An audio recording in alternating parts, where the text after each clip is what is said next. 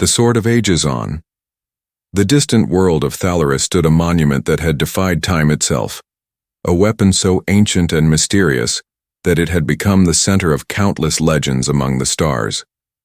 It was not a monument built of stone or metal, but a colossal sword forged of unknown alloy half buried in the heart of the mountain valley. Its blade shimmered under alien suns, and its hilt stood taller than the largest warrior of any known race. For thousands of years, countless beings had traveled across light years to attempt the impossible task of lifting the sword from where it lay embedded in the earth. Yet none had succeeded. The Council of Worlds declared long ago that it was a relic of the gods, a test placed by forgotten powers, to judge who among mortals could prove themselves worthy.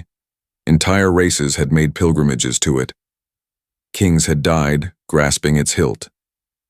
War champions had exhausted their strength, and priests had prayed for divine blessing. But the sword never budged. It stood in silence, mocking every effort. The aliens of Thalaris had built their city around it as both a shrine and a reminder of humility. Towers of crystal curved around the valley market stalls filled the air with colors and scents, and every street seemed to lead to the plaza where the sword waited like a sleeping giant. The plaza was wide and paved with slabs of obsidian carved with stories of those who tried and failed. There was a festival each year when new challengers stepped forward, but by now the people treated it as entertainment. They cheered, laughed, and drank as they watched warriors stronger than machines fail to move the relic even an inch. For the younger generations, it had become a sport to predict how quickly each challenger would give up. It was during one of these festivals that a human first set foot upon the plaza. Captain Elias Draven had only recently arrived on Thalaris. His ship had docked weeks ago after a long journey through border systems. He was tall by human standards, though not imposing among the towering species that filled the city. His hair was dark, his eyes sharp, and his stride carried the determination of someone who had seen too many battles. The humans were still considered newcomers to the galaxy. They had spread quickly after unlocking faster-than-light travel, but to the older civilizations they were viewed as fragile creatures, born of a hostile death world that somehow survived their own harsh environment. To most, aliens humans were an oddity, clever but unrefined, bold but reckless, certainly not a race destined for greatness. When Elias walked into the plaza, murmurs spread quickly. The festival crowd parted to watch this strange being approach the relic word, traveled fast, and soon the entire square was buzzing with excitement. They mocked him with jokes whispered in their languages, some not even bothering to lower their voices. What could a human possibly hope to accomplish when the strongest titans of the galaxy had already failed? Elias ignored their laughter. His eyes locked on the blade as though it had been calling to him for longer than he realized. His heart pounded with a strange rhythm that matched the shimmer of light on its edge. Every instinct told him that he did not belong here, yet some deeper instinct told him he was exactly where he needed to be. The council representatives gathered at the steps overlooking the plaza. These officials, draped in ceremonial robes, looked down with disdain. Their leader, an elder from the Vorak species, raised a hand to silence the crowd and spoke with a booming voice declaring that another challenger had come forward. He reminded everyone of the rules. The sword must be lifted free of the stone without aid of machines or trickery, a test of spirit, not of tools. Then, with a mocking smile, he gestured to Elias as if to say the council would indulge this curiosity. Before resuming the real festivities, Elias stepped closer. The plaza fell quiet as his boots echoed on the obsidian floor. His hand hovered near the hilt, and for a moment he closed his eyes. Images flashed behind his eyelids, visions of storms and fire, of battles across galaxies, of warriors long forgotten. He felt the weight of unseen eyes watching from beyond time. When his fingers finally touched the hilt, a tremor passed through his body. It was not heavy or cold as he expected. Instead, the sword pulsed faintly like a heartbeat. The crowd gasped. For the first time in living memory, the weapon responded. A shimmer of light ran along the blade, glowing like a star about to awaken. The plaza erupted in shouts. Some cried out in fear, others in disbelief, and many in anger, accusing Elias of trickery. But no one could deny what they had just seen. The council members rose from their seats in alarm, debating furiously among themselves. The sword had remained lifeless for ages, and now a human had stirred it. Elias tightened his grip, his muscles straining. As he pulled with all his strength, the hilt resisted with the force of a mountain. His veins burned and sweat dripped down his brow. But for an instant he felt the sword loosen by a fraction. It was not enough to free it yet. Enough to prove that the impossible might not be impossible after all. He fell back, panting, his hands trembling, but his eyes blazed with determination. He would return. He knew it deep in his bones. As the crowd argued and the council whispered in fear, Elias stood tall. Though exhausted, he had failed to lift it on the first attempt. Yet the blade had spoken to him in ways the others could not understand. In that moment, the legend of the sword changed forever, and the galaxy would never look at humans the same way. Again, the human outsider. The night after the festival, the city of Thaloris did not sleep. Rumors spread through every district about the human who had touched the Sword of Ages and made it glow. Taverns were filled with voices shouting in disbelief. Scholars pored over ancient records searching for any sign that such a reaction had ever occurred. Priests warned of prophecies and warriors cursed that their own strength had never achieved the same effect. To the people of Thaloris it was as though their world had shifted by a fraction of a degree, but to Elias Draven it felt like the start of something far greater. He spent that night in the small quarters provided to off-world visitors, staring at the ceiling and listening to the hum of the alien city outside. He thought about the moment his hand touched the hilt and the strange pulse that had run through him.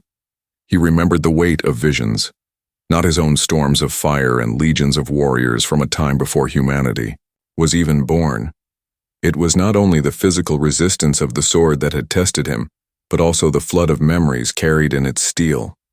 He knew he had failed to lift it completely, but deep inside he could not ignore the certainty that the sword had responded to him alone. At sunrise, he walked the streets again and felt the eyes of every passerby upon him. Some glared in open hostility, others whispered with awe, and a few kept their distance as though his presence alone might bring disaster. The council guards shadowed him wherever he went, making sure the alien crowd did not erupt into violence. Though Elias sensed their orders were also to keep him under control, he did not argue. He had no desire for chaos. He simply wanted to understand why the sword had chosen to stir when touched by human hands. By midday, he was summoned before the council. The chamber was carved from white stone and illuminated by hovering crystals that glowed with soft light. Around the circular hall sat representatives of many species, Vorik elders with their armored scales shimmering in the glow, sleek Sarathi with their elongated limbs and jewel-like eyes, the short but fierce Graal whose bodies seemed built for war. Each member of the council regarded Elias with cold suspicion. The Vorak elder who had presided over the festival leaned forward, his voice a mixture of contempt and unease.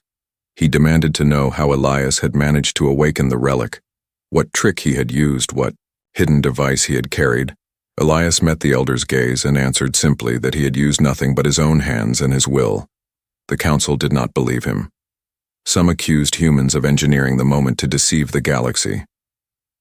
Others warned that if the sword had truly responded, then it meant ancient prophecies were real. The chamber filled with voices overlapping in fear and anger.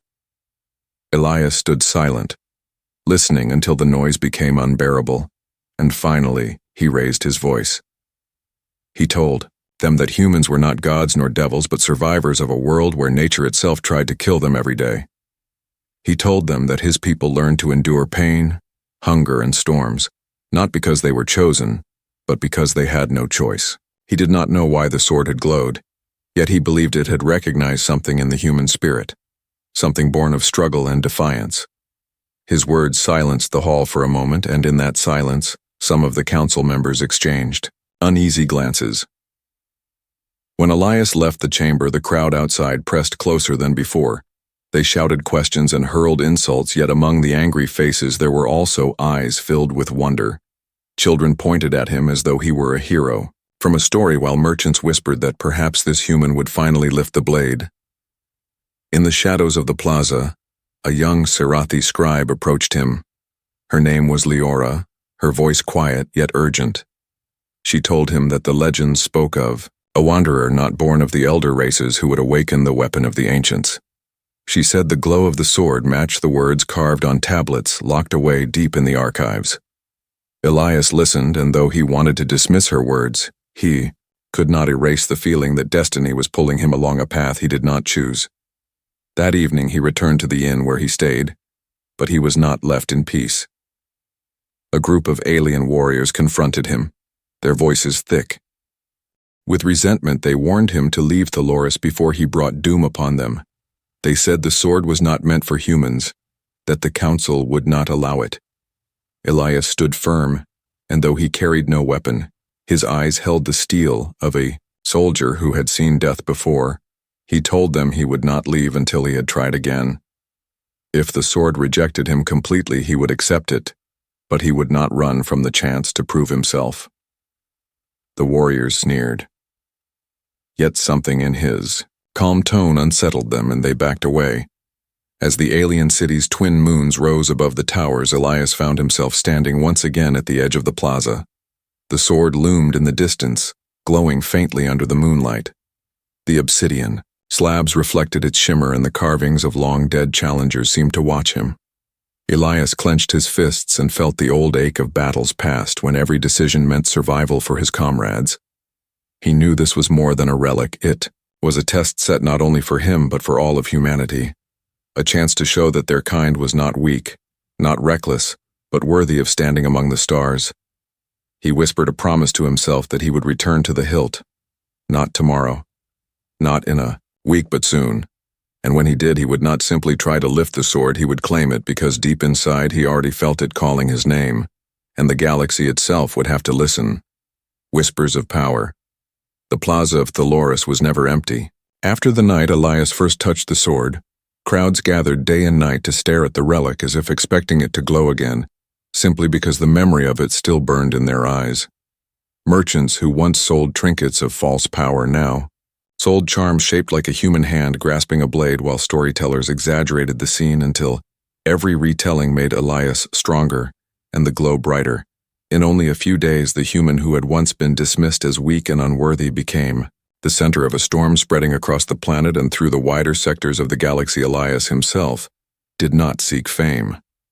He spent his days walking the alien streets, quietly speaking to those willing to approach him and listening to rumors that swirled like smoke. He felt the weight of eyes on him everywhere he went, from angry warriors who hated the idea of a human being chosen to awestruck civilians who whispered prayers when he passed. In the evenings, he returned to his quarters, but sleep came slowly. Every time his eyes closed, he felt the pulse of the sword again.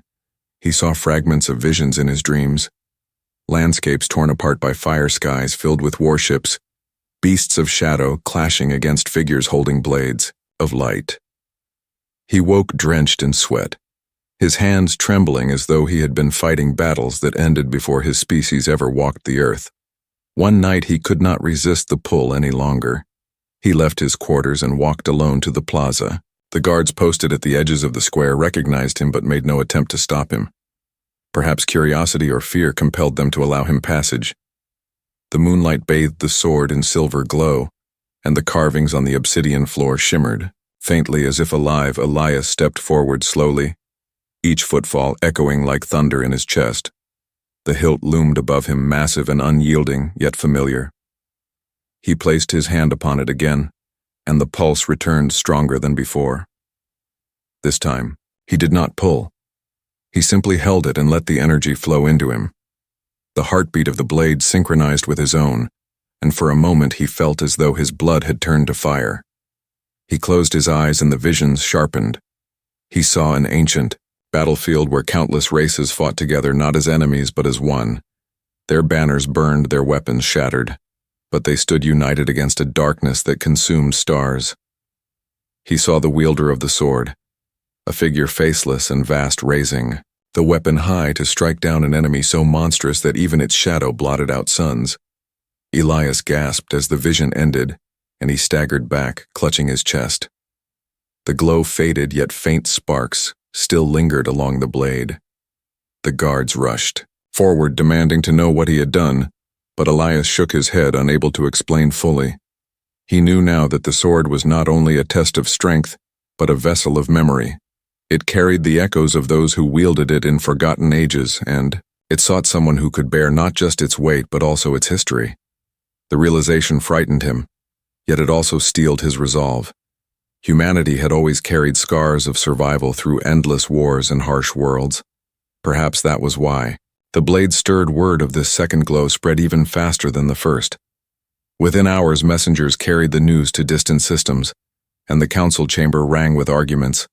Some declared Elias a fraud, who somehow corrupted the relic. Others whispered that destiny itself had spoken. Scholars begged for the chance to study the human, while priests demanded he be exiled before catastrophe struck. The Vorak elder thundered that no human could be allowed to wield what belonged to the gods, while a smaller faction argued that denying the sword's choice might doom them all to the fate shown in prophecy. Amid this storm, Elias found himself approached once more by Leora, the young Sarathi scribe. Her eyes glowed with urgency as she spoke, of hidden texts locked within the archives. She revealed that the prophecy she mentioned earlier was longer than she first admitted. It described a wanderer who would awaken the sword not with might, but with the fire of endurance, a spirit unbroken, by suffering a will that thrived where others faltered. She believed the blade had recognized these qualities in Elias, and that the visions he saw were warnings meant to prepare him for what was coming. Elias listened carefully, and though he remained skeptical, he could not deny the truth in her words. Humans were forged by hardship. Their history was one long struggle for survival against impossible odds. If the sword demanded that spirit, then perhaps he truly was connected to it. He thanked her and promised that when the time came he would not shy away from the trial. Yet in the shadows beyond the plaza, he noticed other figures watching, not with curiosity or awe, but with cold calculation. Their eyes promised danger, and he knew that. Whispers of power had reached not only those who dreamed of salvation, but also those who feared what it meant. That night Elias returned to his quarters with his mind burning. He did not know when the council would call him again, or whether assassins would strike before dawn, but he knew one thing with certainty. The sword was alive in ways none had understood before, and it had chosen to reveal itself through him. The thought filled him with equal parts terror and determination. He was no longer a visitor or an outsider. The galaxy itself had begun to judge him, and soon he would have to prove whether humanity's spirit was truly worthy of the ancient blade. The first attempt, the following morning, the city of Thaloris woke to a silence that felt heavier than the storm clouds drifting across its skies. The usual sounds of merchants calling from their stalls and children running in the streets were muted, as if the entire city held its breath. Everyone had heard that the council would summon the human once more, and that the sword would be tested under their eyes in judgment. Crowds began to gather at the plaza long before the sun reached its height. Aliens of every species filled the terraces and steps, their voices hushed with anticipation. Even the air seemed charged with the weight of what was to come. Elias walked toward the plaza with steady steps. His body was tense from nights without proper rest, but his eyes were clear. His mind repeated the visions he had seen when he touched the sword. The wars long past, the figure wielding light against shadow. He did not know if he was ready to shoulder such a destiny, but he knew he could not retreat now. Humanity had always faced challenges that seemed impossible, and this moment was no different. As he crossed the wide avenue leading to the shrine, he caught glimpses of expressions that ranged from hatred to fear to admiration. Some spat at the ground as he passed, while others bowed their heads as if witnessing the rise of a legend. The council stood at the top of the steps above the obsidian floor. Their robes shimmered with ceremonial patterns, and their guards held long spears tipped with crystal. Each representative watched Elias as though weighing his very soul before the crowd. The Vorak elder spoke with a booming voice, declaring that the human would be given one attempt to prove his worth, and that the galaxy would witness whether the sword would accept or reject him. A hush fell across the plaza. As Elias stepped forward, his boots echoed like drumbeats across the carved floor, and every gaze followed his approach. The sword stood in the center, towering above him, its blade glimmering faintly as though it remembered his touch. Elias paused, for a moment letting the silence sink into him. He placed his hand upon the hilt and once again felt the pulse like a living heartbeat coursing into his veins. This time he did not hesitate. He gripped the massive hilt with both hands and pulled, with every ounce of strength in his body. His muscles strained, his breath came heavy, and his vision swam with sparks of light. The sword resisted with the weight of mountains, yet the ground itself seemed to tremble under the pressure. The glow spread, along the blade brightening with every heartbeat. The crowd gasped as light rippled outward, casting shadows across the plaza. Elias felt his arms burn as if fire consumed his very blood. He closed his eyes and the visions returned fiercer than before. He saw warriors screaming in unison against monstrous foes, skies filled with fire, entire fleets consumed in moments. He heard voices calling his name, though they were not voices of humans but of beings long dead, urging him to endure, to lift the weapon and carry its burden. He gritted his teeth and roared, pulling with a force born not only of strength but of sheer will. The sword shifted ever so slightly. The stone cracked beneath it, sending shards across the floor, and the crowd erupted into cries of shock. The council rose from their seats in alarm. Never in recorded history had the weapon moved at all. Elias felt it loosen beneath his hands, but the energy flowing into him was too much to endure.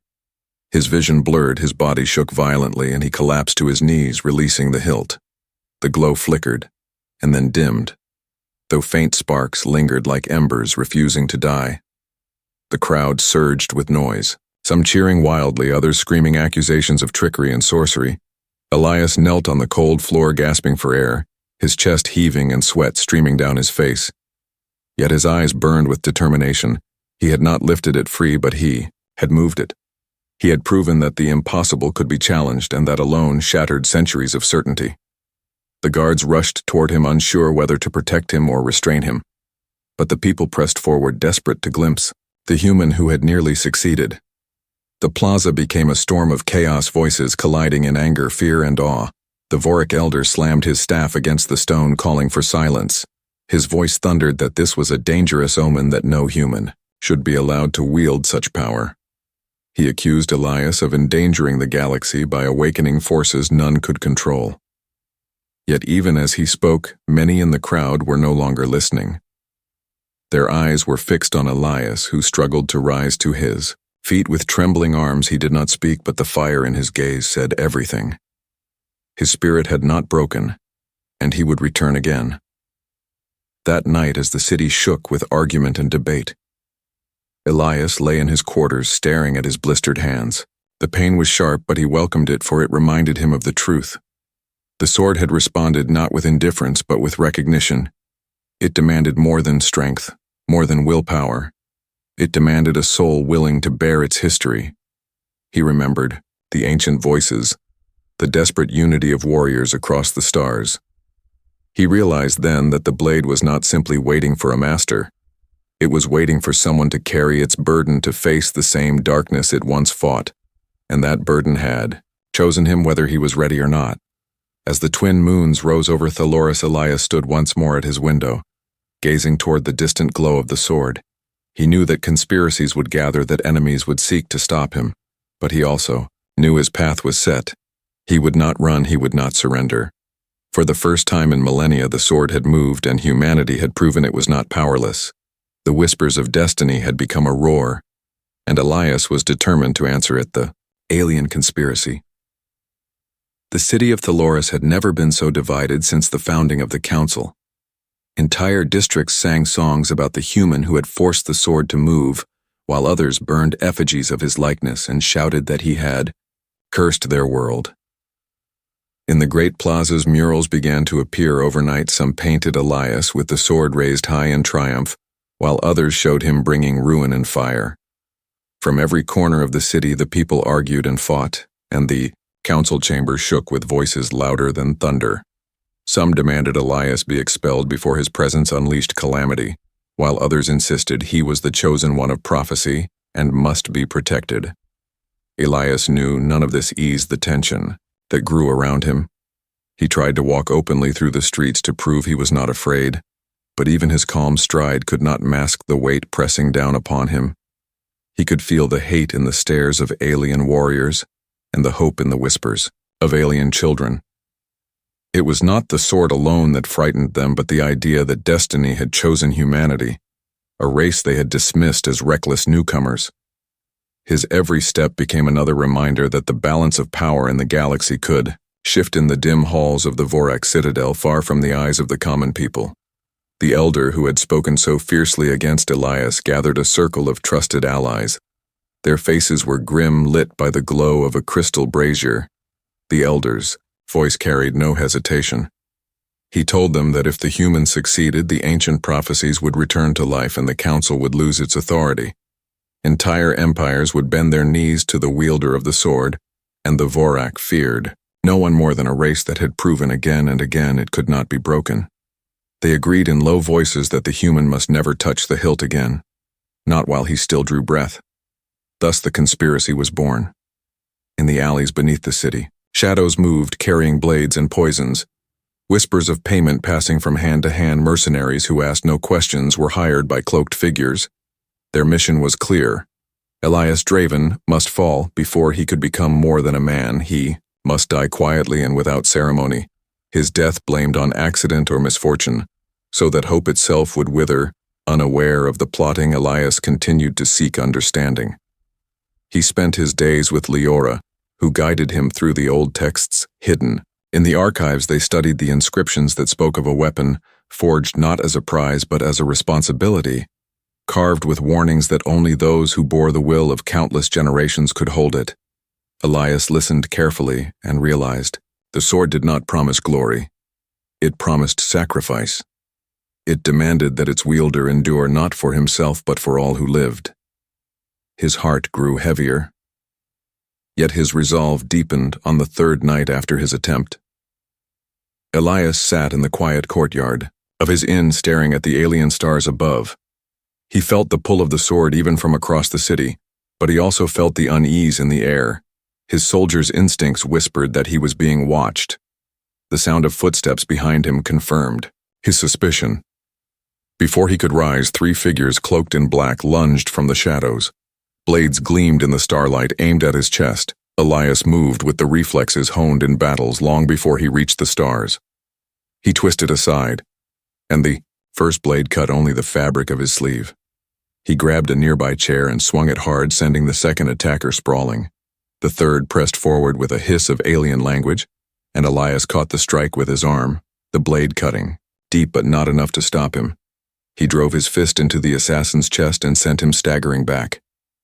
Blood dripped from his wound, but Elias did not falter. He had fought too long in worse conditions to surrender. Now the assassins regrouped, circling him with deadly intent, but before they could strike again, a blast of energy lit the courtyard. Leora stood at the edge, her staff crackling with light. She shouted words in her native tongue, and a shield of shimmering force pushed the assassins back. They hissed curses and vanished into the shadows as quickly as they had come.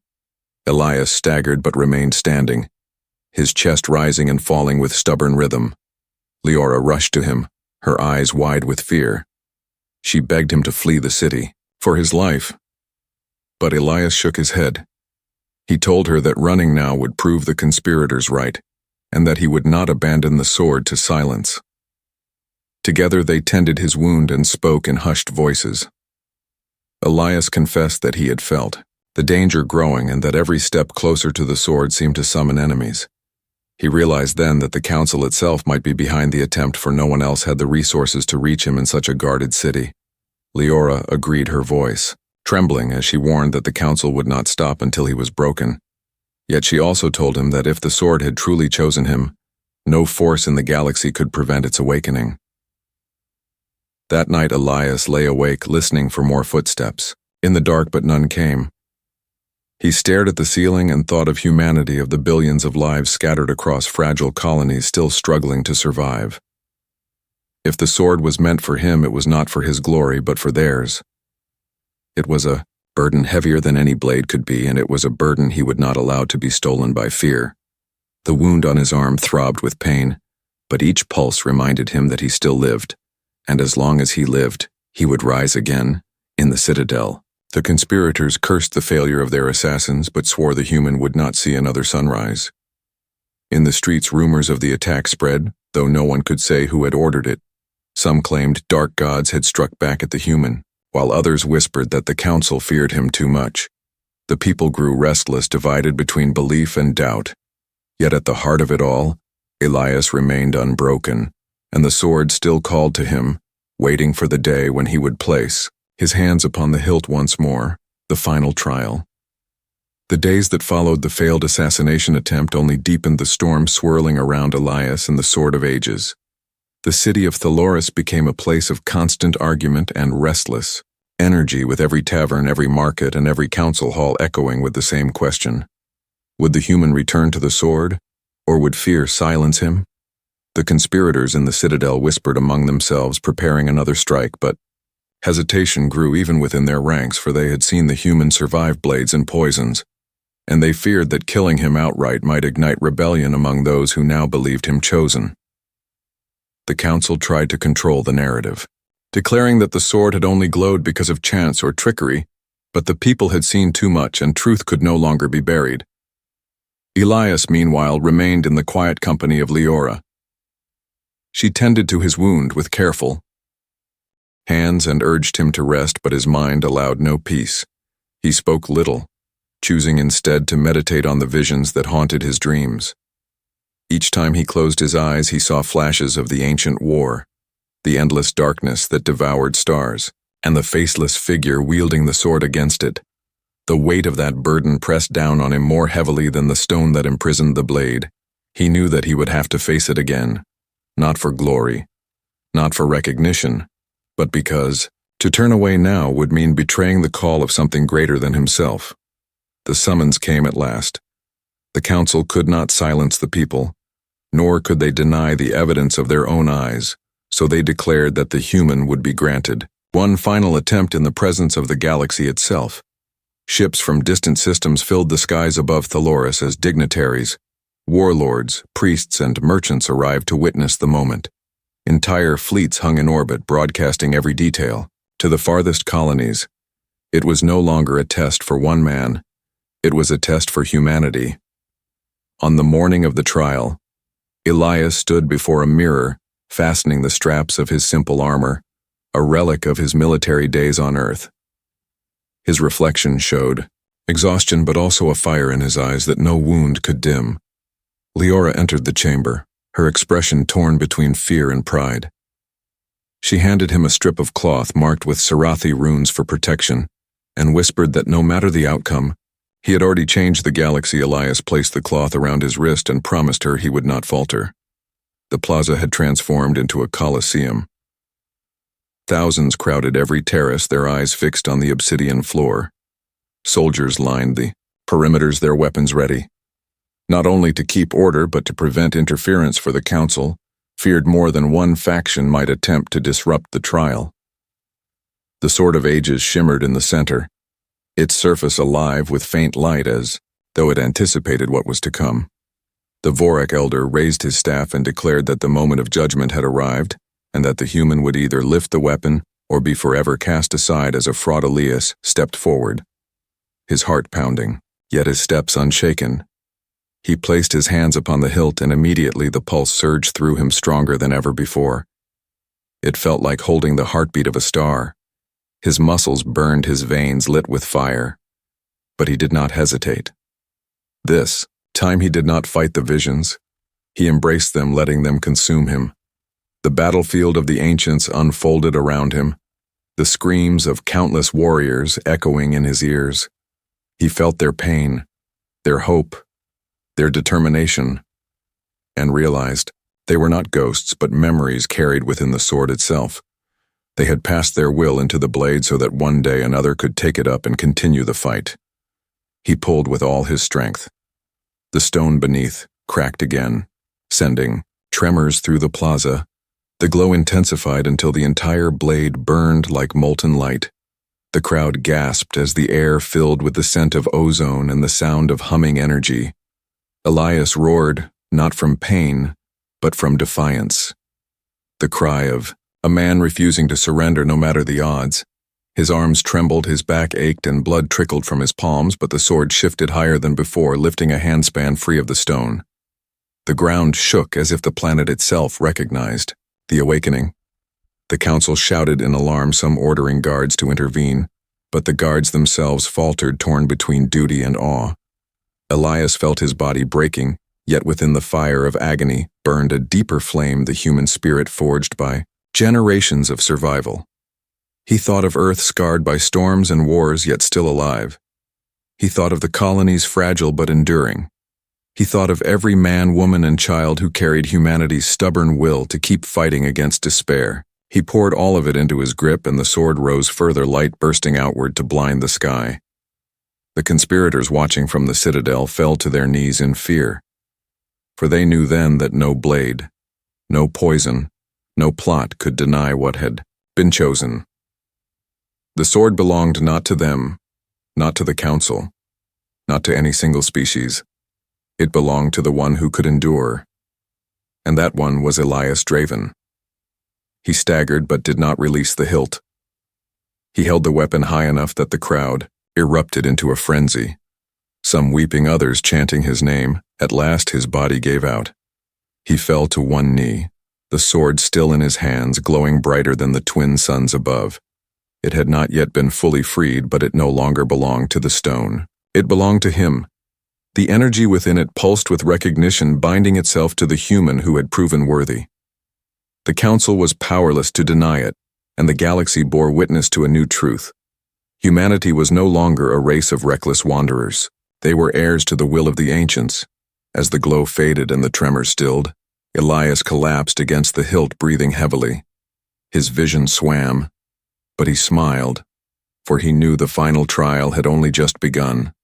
The sword had chosen, and now the galaxy would see the awakening of destiny, the awakening. The plaza was still trembling when silence fell over Thaloris. The echoes of Elias's roar and the crack of stone beneath the Sword of Ages had rolled across the city like thunder and Tyre. Districts had heard the sound, and entire fleets in orbit had seen the light burst into the sky. The galaxy had witnessed something no generation had seen before. The sword no longer lay asleep in its prison of stone. It rested in the trembling hands of a human who refused to let go. Even weakened on his knees, Elias stood taller in that moment than any king. The crowd erupted into chaos. Some species screamed in fear, convinced the awakening meant doom. Others shouted with joy, believing the prophecy of salvation had begun. Merchants fell to their knees.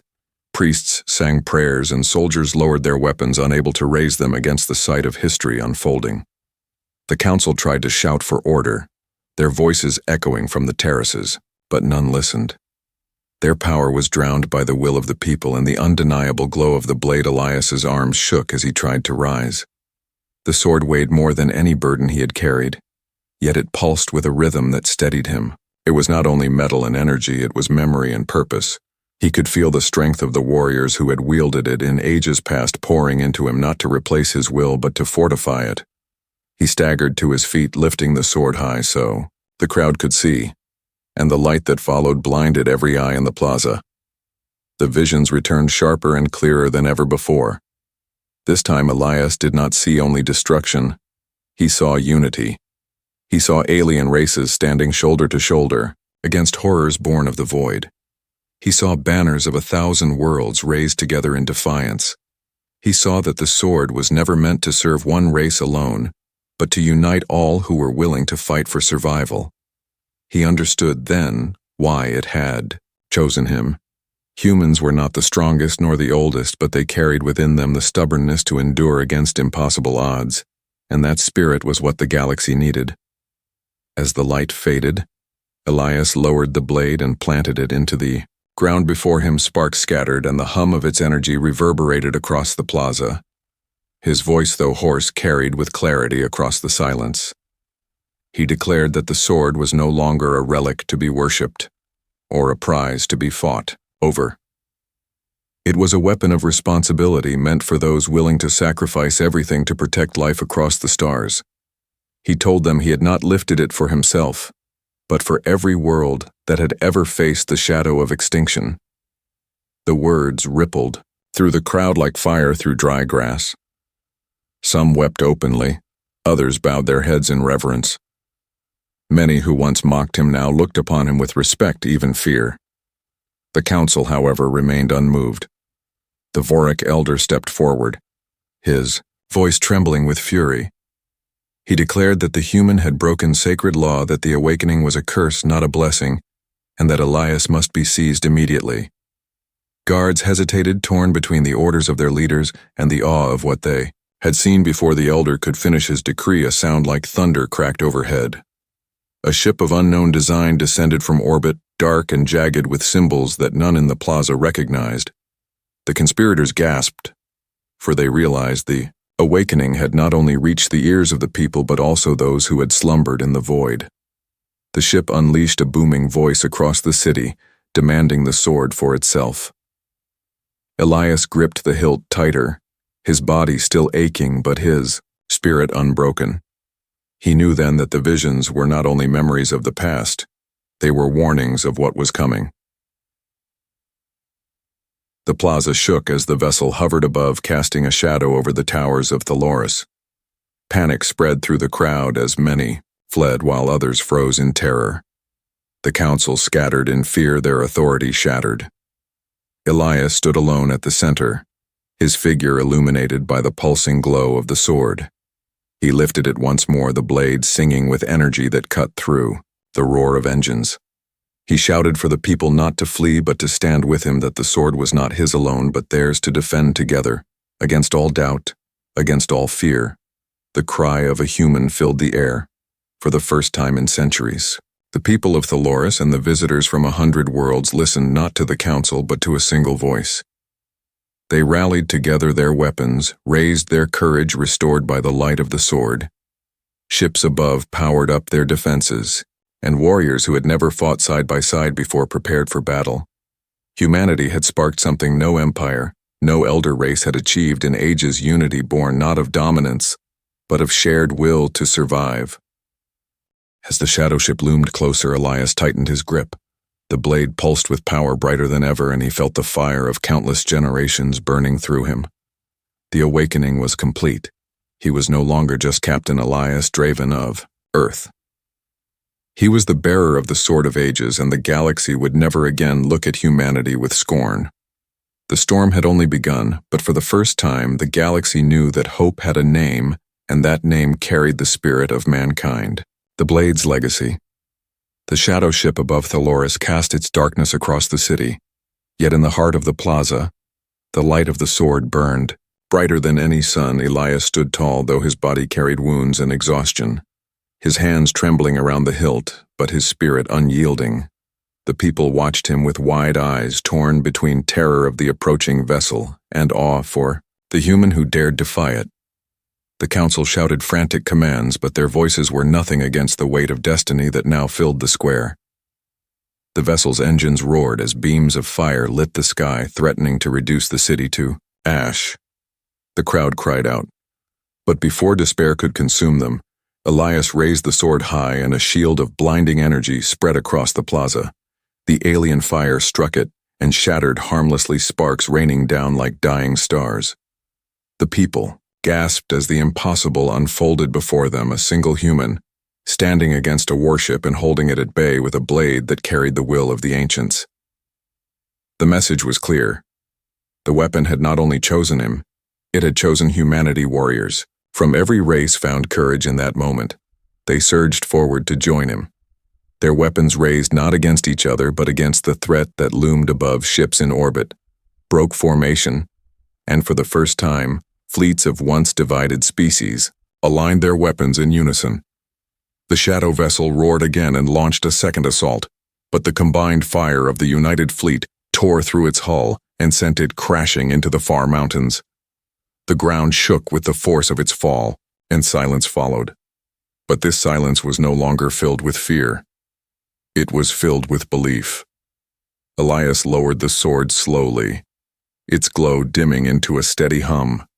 He looked around at the faces of thousands who now stared at him, not as an outsider, not as a fragile human, but as the one who had proven that will was stronger than fear. He spoke not with pride but with calm certainty. He told them that the sword was not his alone, but a burden shared by all who chose to stand together against the darkness, that it was not a crown nor a throne, but a promise of sacrifice and strength. His words carried through the plaza, through the city, and across the comms of orbiting fleets, until the galaxy itself began to echo with the truth. The Council tried once more to raise their objections, but their voices faltered. Their authority crumbled before the sight of species once divided, now united in resolve. They had claimed for centuries that the sword was a relic of gods, yet a human had shown. It was a call to unity, and no decree could bury that truth. The Vorak elder lowered his staff and in silence turned away, for even he knew the age of council dominance was over.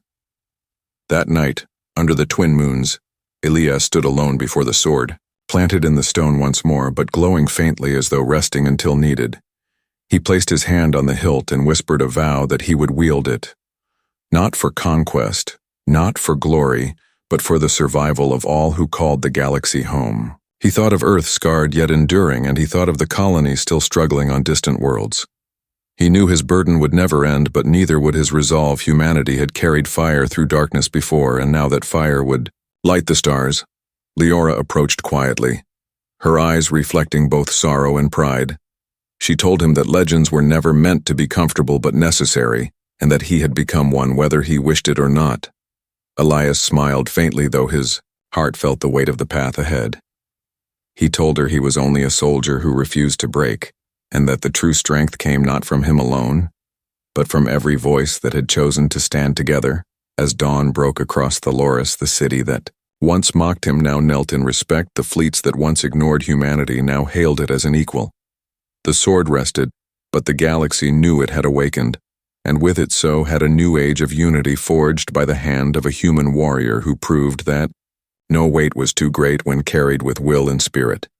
And so the legend of Elias Draven and the Sword of Ages began, carved not only into stone, but into the hearts of countless species across the stars.